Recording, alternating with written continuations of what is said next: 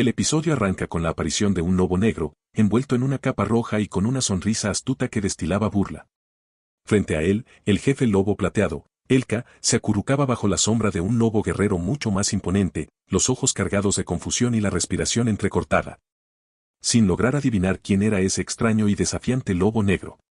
De pronto, Elko y Elki irrumpieron en escena, jadeando como si hubieran corrido un maratón, y le contaron a su jefe, sin rodeos, que no había ni rastro de Teo ni de Yona por ningún lado. Aún así, Elka mantuvo la compostura, listo para la pelea, aunque un poco más nervioso de lo que le gustaría admitir. Sin previo aviso, Elko, el fiel compañero de Elka, corrió hacia él, tan concentrado en su jefe que pasó por alto al formidable lobo negro que se alzaba como una montaña con patas. Cuando por fin se dio cuenta, sus ojos se abrieron tanto que casi se le salían de la cara. Allí se quedó, congelado y con la mandíbula desencajada, tratando de procesar cómo demonios había aparecido semejante figura. Elka y Elko intercambiaron miradas de asombro, buscando en vano alguna pista que explicara la llegada de este visitante incómodo. Al fin, Elka murmuró entre dientes, admitiendo que no tenía ni idea de por qué ese lobo negro estaba en su camino. Pero, claro, no había tiempo para filosofar. Tenían que evitar a toda costa que Orin se escapara.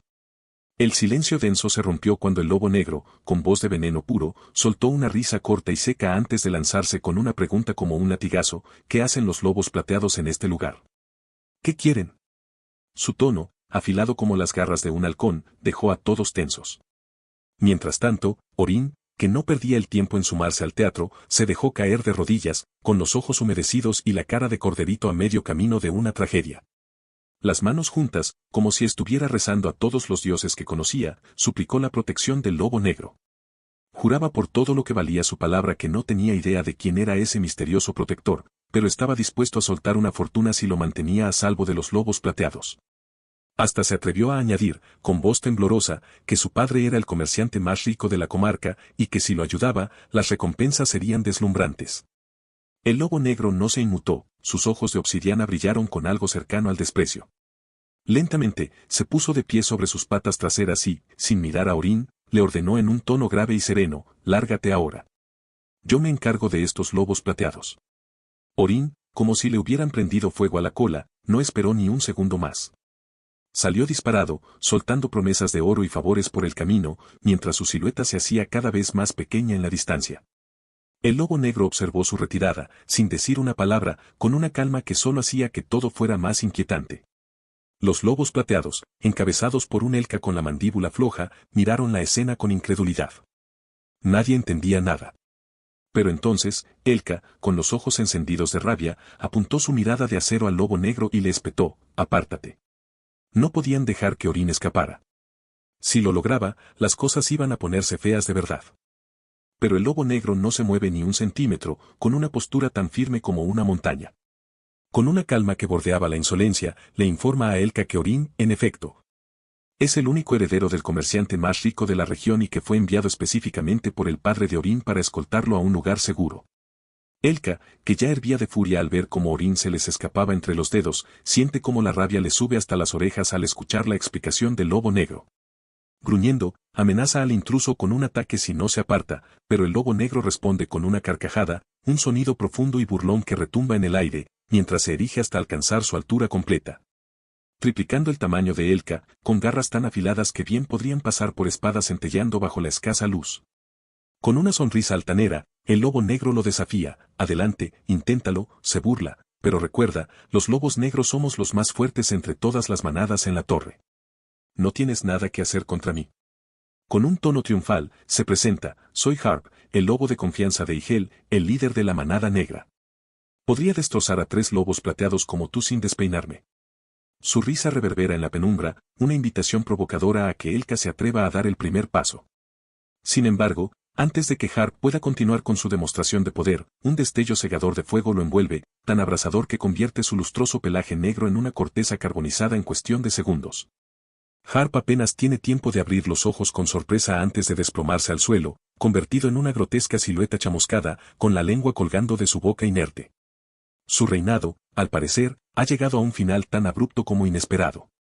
Desde una distancia prudente, Elka y sus compañeros observan la escena con los ojos abiertos como platos, el horror congelado en sus rostros. No pueden procesar cómo el imponente lobo negro, que hacía apenas un instante estaba alardeando, ha quedado reducido a un montón de cenizas. Es entonces cuando aparece Yona, portando un bastón y con una calma que podría incomodar a cualquiera. Se acerca a Elka con la tranquilidad de quien acaba de resolver un inconveniente menor y comenta sin más, era una molestia, así que lo solucioné. Con un aire casual, pregunta si se pasó de la raya, pero Elka, todavía atónito, le asegura que ese lobo no era precisamente un aliado. En ese preciso momento, Theo llega corriendo, con los ojos desorbitados y la respiración entrecortada. ¿Has visto a Orin? Se está escapando, exclama, con la preocupación marcada en cada surco de su rostro. Tras escuchar la agitada pregunta, Elka le cuenta cómo Orin estaba a punto de escabullirse y cómo él había estado listo para atraparlo hasta que el lobo guerrero, Harp, intervino y dejó que el astuto Orin escapara. Theo, aún sin comprender del todo, pregunta qué hacía Elka allí en primer lugar, ya que se suponía que debía estar en el piso 99 entregando la langosta roja a Seo June. Elka asiente y le explica que, en efecto, había cumplido con la entrega, pero luego descendió hasta el piso 67 en busca de Yona y Theo, y en el camino se enteró de que también habían llegado a ese nivel. Fue mientras los buscaba cuando avistó a Orin y, bueno, el resto ya era historia conocida. Yona, que no parecía estar para rodeos, interrumpe la conversación, lista para seguir adelante sin más dilación. Yona cortó la conversación de golpe, recordándoles que las historias y explicaciones podían esperar. Lo importante ahora era atrapar a Orin. Theo y Elka intercambiaron una mirada y asintieron, comprendiendo la urgencia del momento. Theo, con la frente fruncida, le preguntó a Elka si tenía alguna idea de hacia dónde podría haberse dirigido Orin. Sin perder tiempo, Elka y sus compañeros le contaron con detalle cómo casi habían atrapado al escurridizo joven, hasta que el lobo guerrero intervino y permitió que se les escapara. Tras escuchar todo el relato, Yona tomó el liderazgo y le surgió a seguirla. Theo, con una expresión que se tensaba por la preocupación, les informó que su destino era la mansión de la aldea de Granny, el opulento hogar del padre de Orin. La escena cambió como un pestañeo, revelando la mansión, una propiedad que destilaba poder y riqueza, rodeada de jardines impecables y muros que parecían tocar el cielo. Dentro de la mansión, un guerrero lobo negro de proporciones imponentes, con abdominales marcados como rocas y cicatrices que cruzaban su ojo izquierdo, se alzaba como una sombra amenazante. Frente a él, el padre de Orin, que por más que intentaba parecer calmado, lucía insignificante en comparación. La mesa estaba repleta de manjares, pero nadie osaba tocar la comida. Un silencio pesado como el plomo llenaba el salón. Ese lobo negro no era otro que Hegel, el temido jefe de la manada de lobos negros. Con un gesto impaciente, el padre de Orin se dirigió a él, comentando con irritación que Harp, el protector de Orin, debería haberlo traído ya, pero estaba retrasado. Con voz grave, mencionó que se había enterado de que Orin había llegado a ese piso, pero no estaba solo, varias figuras sospechosas lo seguían, motivo por el cual había llamado a Hegel para garantizar la seguridad de su hijo. El padre de Orin, con los nervios a flor de piel, preguntó si Hegel había visto a Harp en el camino, pero Hegel, con un aire de indiferencia que rozaba lo arrogante, lo instó a mantener la calma. No envié a un guardián débil, aseguró Hegel. Harp es mi mano derecha, casi tan fuerte como yo. No hay de qué preocuparse. Llegará con Orin en cualquier momento. Pero antes de que el padre de Orin pudiera responder, la puerta se abrió de golpe y un grito desesperado llenó el aire. Orin, jadeando y con el rostro encendido de pánico y alivio, apareció en el umbral, llamando a su padre con voz entrecortada. Una mezcla de felicidad y enojo cruzó el semblante del padre mientras se acercaba, exigiéndole explicaciones, dónde había estado y por qué llegaba gritando como un poseso. El padre de Orin lo miró con preocupación, la arruga en su frente se profundizaba. ¿Y Harp, no venía contigo?, preguntó, esperando una respuesta que no llegó. Orin, sin aliento y aún sacudido por el miedo, se dejó caer al suelo, jadeando como si hubiera corrido kilómetros. En lugar de responder, soltó un lamento desgarrador, aferrándose a las ropas de su padre como si quisiera arrancarle la última pizca de compasión. Con un dramatismo que haría palidecer a cualquier actor de teatro, empezó a sollozar, alegando que lo habían estafado en la aldea de comerciantes, y todo, según él, era culpa de Theo. La incredulidad se apoderó del padre de Orin, que parpadeó confundido. ¿Theo? ¿El mismo Theo que conocía desde niño? Un joven gato amarillo que había jugado a las escondidas con Orin y que no tenía ni una pizca de malicia en su cuerpo. Intentando mantener la compostura, el padre de Orin comentó, con un dejo de duda, que tal vez Orin se había equivocado. ¿Podía Theo haber cambiado tanto? Pero Orin, al notar que la incredulidad empezaba a florecer en los ojos de su padre, redobló la apuesta. no te dejes engañar, padre. Teo es un demonio con piel de cordero, gritó, con lágrimas falsas que le brillaban en...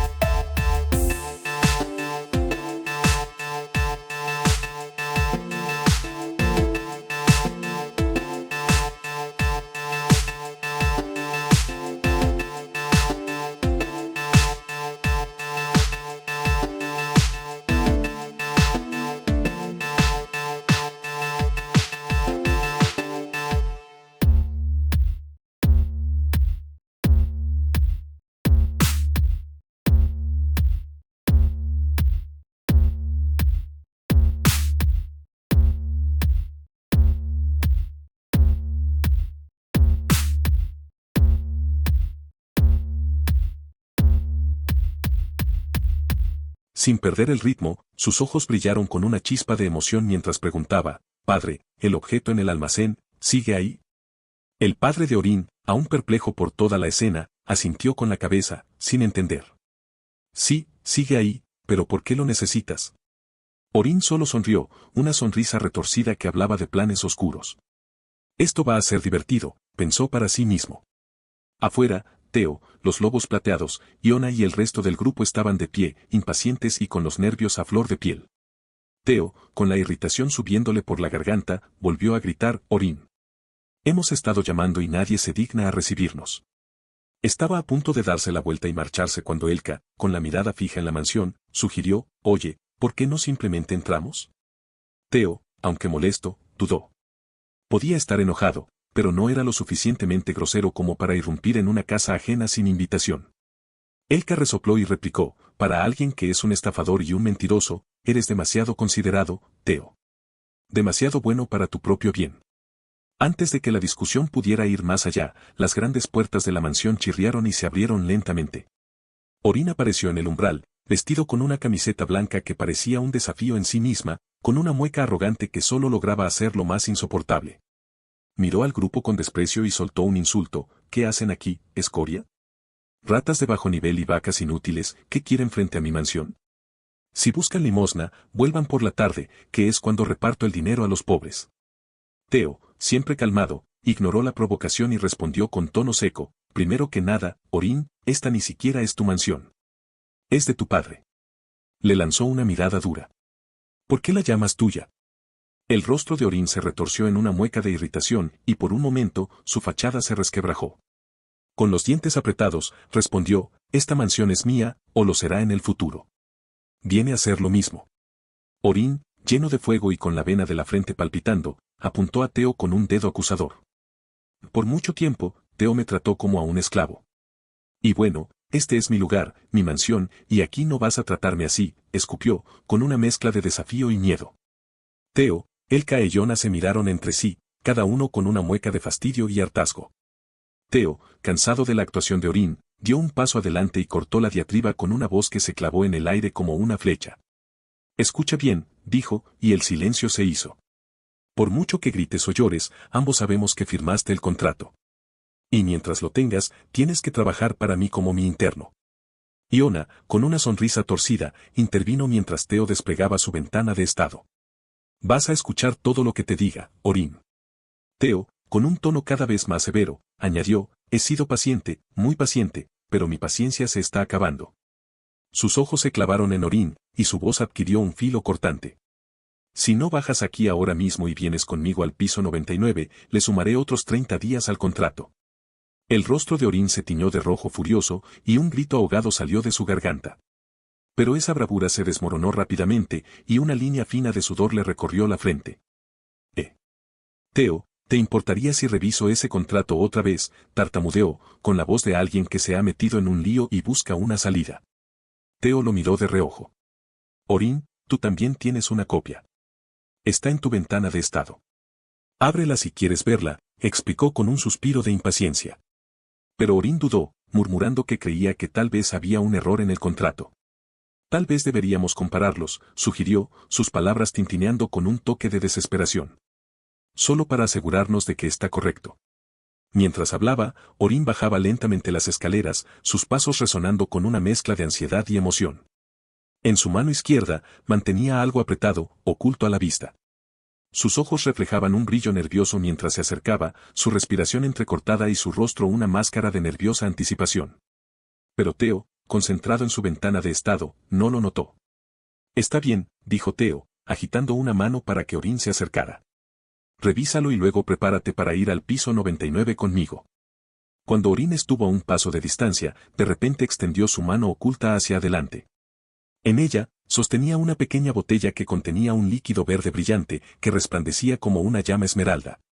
Orin, con el corazón latiéndole en las orejas, destapó la botella detrás de su espalda. El leve sonido del corcho saltando fue suficiente para alertar a Elka, que gritó con urgencia, Teo, cuidado. Teo giró sobre sus talones, pero un segundo demasiado tarde. Orin ya se había lanzado, arrojando el líquido verde ácido directo a su objetivo.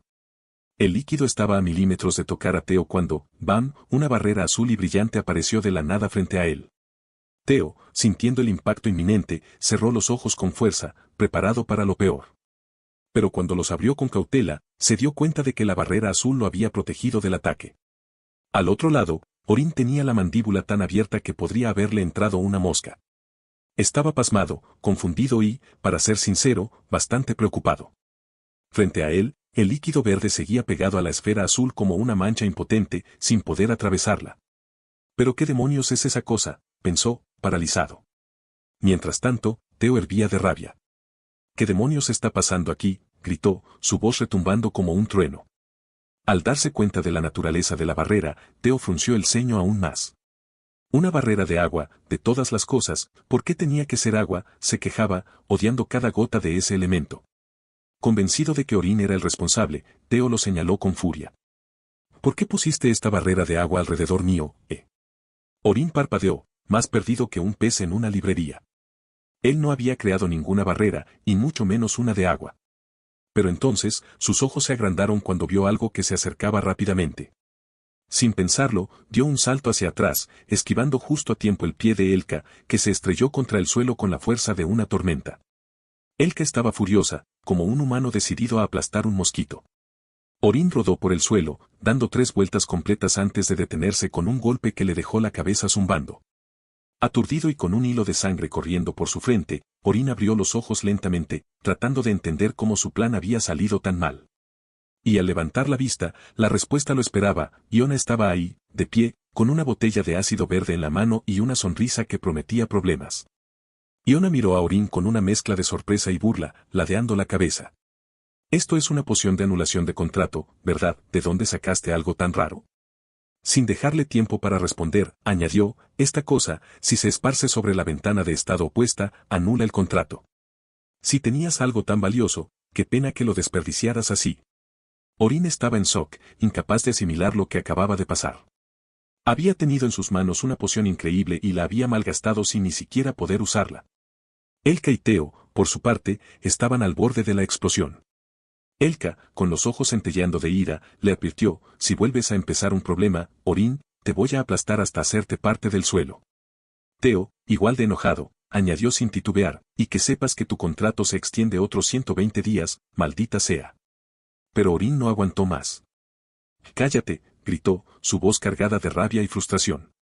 Estaba harto, y sabía con absoluta certeza que su plan debería haber funcionado.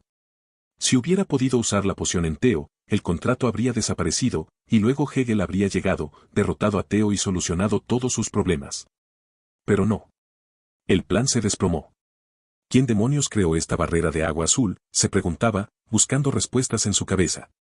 Y la respuesta estaba ahí, tan obvia que casi le daba risa amarga, Iona. La única que podía hacer algo así. De repente, una idea chispeante le cruzó la mente. Orin no perdió un segundo y, con un movimiento rápido, agarró a Iona por el cuello de la camisa, acercándola bruscamente hacia él. Sus garras, afiladas como cuchillos, se desplegaron y las colocó cerca de su cuello. Sus ojos, encendidos con un brillo peligroso, miraron a los demás. Nadie se mueva, amenazó, la voz tan cortante como sus garras. Si alguno de ustedes se atreve a moverse, le corto la garganta aquí mismo. Se giró hacia Theo, su voz cargada de desafío y adrenalina. Si quieres que tu chica viva, cancela el contrato, ahora. Tiró de Iona un poco más, las garras presionando suavemente su piel, suficiente para dejar claro que no bromeaba. Anúlalo y la dejo ir, añadió, con los dientes apretados y el corazón latiendo con la mezcla embriagadora de miedo y determinación. Theo, atrapado dentro de la barrera de agua, hervía de furia, impotente y frustrado. Quería salvar a Iona, pero la maldita barrera lo tenía atrapado, sin poder hacer nada más que gritar una y otra vez, abran esta maldita barrera de agua, no puedo salir de aquí. Pero nadie acudía a su ayuda. Mientras tanto, Elka observaba la escena y sabía que Orin acababa de cometer el peor error de su vida. Agarrar a Iona, de todas las personas, era jugar con fuego y gasolina al mismo tiempo. Orin pensaba que Iona era el eslabón más débil, pero si se enojaba de verdad, podría acabar con todos en la sala en un abrir y cerrar de ojos. Pero claro, Orin no tenía ni idea de con quién estaba jugando. Elka intentó advertirle, con la voz grave y seria, Orin, no sabes en qué te estás metiendo. Pero Orin no quería escuchar. Todos cállense, gritó, y con un movimiento brusco, presionó aún más sus afiladas garras contra el cuello de Iona. Si alguien dice una palabra más, juro que la mato aquí mismo. Theo, cancela este contrato o esto termina mal para ella. Orin estaba fuera de control, gritando a todo pulmón mientras el sudor le corría por la frente. Y Hegel, sal de una vez y muéstrales lo que es el verdadero poder.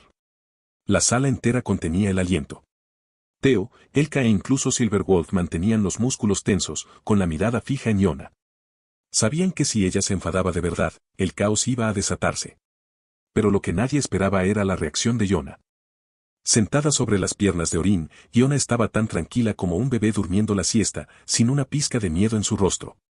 De hecho, hasta parecía aburrida. El tiempo pasaba y los segundos se convirtieron en minutos sin que Hegel apareciera. Orin, que había comenzado con la seguridad de un león, empezó a mostrar grietas en su fachada. Miraba a su alrededor, desconcertado y sudando a mares. ¿Dónde demonios está? Lo he llamado 1000 veces, ¿por qué no sale?, pensaba, sintiendo cómo la confianza que había tenido al principio comenzaba a desvanecerse.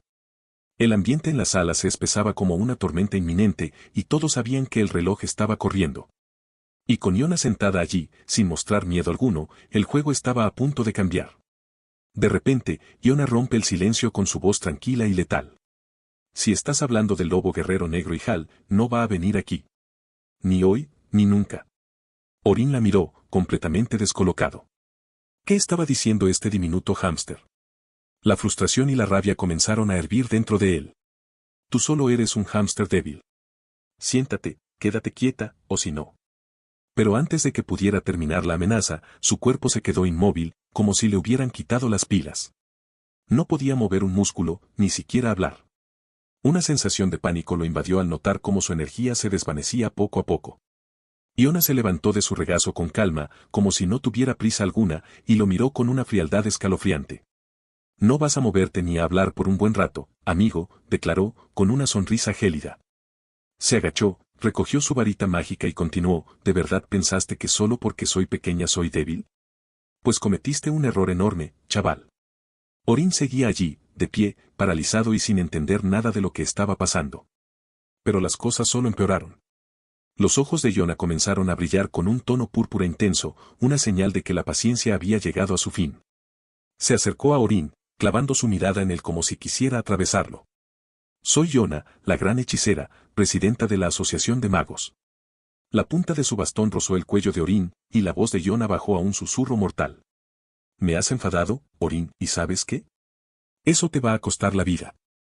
Por dentro, Orin estaba en pánico total, con la boca abierta de puro shock. ¿Cómo era posible que este supuesto hámster débil fuera una gran hechicera? Y si lo era, ¿qué hacía con Theo? ¿Cuál era la historia de Theo, que primero tenía un gran dragón negro y ahora una hechicera poderosa de su lado? Nada tenía sentido. Desde el fondo de la sala, Theo y Elka observaban la escena. Theo, con una sonrisa casi divertida en el rostro, disfrutaba del espectáculo. Orin había subestimado a la persona equivocada, y la realidad ahora le estaba pasando factura de la forma más brutal posible. Theo cruzó los brazos, recostándose cómodamente dentro de su barrera de agua, y con una sonrisa burlona en los labios, comentó, este lugar es más acogedor de lo que pensaba. Y con esa imagen, el episodio llegó a su fin.